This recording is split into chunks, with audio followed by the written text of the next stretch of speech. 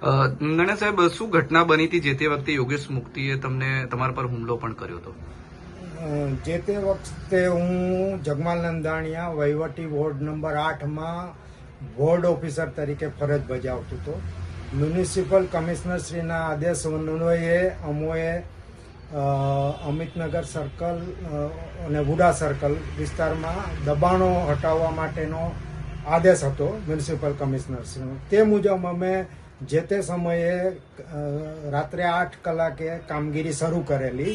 તે સમયે કાઉન્સિલર શ્રી યોગેશભાઈ મુક્તિ ઓચિંતાના ઘસી આવેલા અને તેઓએ ભરેલી ટ્રેક્ટરમાંથી લારીઓ જે તે ઇસમોને આપવા માંડેલા અને તેઓને રોકવા જતાં તેઓએ હાથાપાઈ કરેલી અને અમારને જે સરકારી કામગીરી હતી એમાં અડચણ ઊભી કરી. લાફો પણ મારી દીધો તમે? જી હા, એમણે ગેરવર્તન કરેલું એ હકીકત છે.